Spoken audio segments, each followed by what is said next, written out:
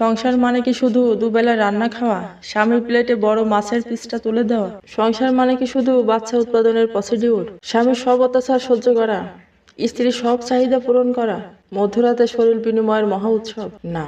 রোজ রাতে নিয়ম করে স্ত্রীর বুকে পিঠে গরম নিঃশ্বাসের আর্দ্রতা ঢেলে দেওয়া স্বামীও মাঝে মাঝে টের পায় না নিজেদের ভেতরের দূরত্ব। বছরের পর বছর একই ছাদের নিচে থেকে অনেকে ভালোবাসার মানুষ হয়ে উঠতে পারে না। পাশের বালিশে শুয়েও স্বামী বা স্ত্রীর অনেক সময় মনের কথা বুঝতে পারে না। 5, 10, 20, 30 বছর সংসার করার পরও প্রেমিক প্রেমিকা হয়ে উঠতে পারে না, ভরসার জায়গা হয়ে উঠতে পারে না। অনেক মানুষ নিয়মের সংসার চালিয়ে যাচ্ছে, কেউ বা বাচ্চাদের কথা ভেবে সংসার করে যাচ্ছে। সংসার মানে আসলে কি জানেন? আল্লাহ বিয়ের মাধ্যমে দুটা নর নারীর জোড়া বেঁধেছেন, কারণ আল্লাহ তাআলা উপর থেকে নিয়ন্ত্রণ করবেন। কিন্তু জমিনে উছিলা হিসেবে আমাদের শরীর মন এর সেবা যত্ন করা, বিপদে ভরসা দেওয়া, ক্লান্তিতে শান্তি দেওয়া, মনের কথা বলার, একটা একটা বিপরীত লিঙ্গের মানুষের সাথে বৈধভাবে এক ঘরে বসবাস করার নামই সংসার। দুজন মিলে জীবনটাকে উপভোগ করার, ইবাদত করার নামই সংসার।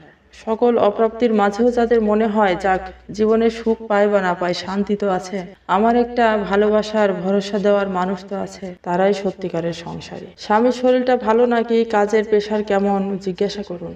স্ত্রীকে জিজ্ঞাসা করুন তুমি ভালো আছো তো। রাতে শোয়ার সময় বুকে জড়িয়ে ধরুন, চোখে মুখে কিস করুন, সহবাস ছাড়াই, সেক্স ছাড়াই।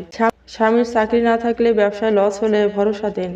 স্ত্রী অসুস্থ থাকলে ভরসা দিন, ভয় নয়। অনেক মানুষ আছে একই ছাদের তলায় থেকেও কেউ কারো চোখের দিকে তাকায় না দিনের পর দিন। বাচ্চাদের কথা ছাড়া ও বাজার থেকে কেনাকাটার কথা ছাড়া কেউ ভালো মতো কথাও বলে না। অনেকে আছে দুজন দুজনের শরীর ছুঁয়ে দেখে নাই দিনের পর দিন, মাসের পর মাস। এমন ভুল করবেন না। স্বামী স্ত্রীর সম্পর্ক শারীরিক সম্পর্ক, দুটা শরীর যত কাছাকাছি থাকবে মায়া মহব্বত আল্লাহ তাআলা তত বেশি বৃদ্ধি করে দিবেন। কোনো কারণেই প্রয়োজনের সংসার করবেন না, অভ্যাসের সংসার করবেন না, দায় এড়ানোর সংসার করবেন না। স্বামী স্ত্রী একে অপরের সাথে ভালো আচরণের মধ্য দিয়ে সংসার করা একটি ইবাদত। আল্লাহ তাআলা মানসিক শান্তি দেন, অনেক সাহস দেন। সকল প্রকার অভ্যাসই নিকোটিনের মতো ভয়াবহ। স্বামী বা স্ত্রী ভুল করবে, সব চাহিদা পূরণ করতে পারবে না, এটাই স্বাভাবিক। আর এই জেরে সব শান্তি নষ্ট করবেন না।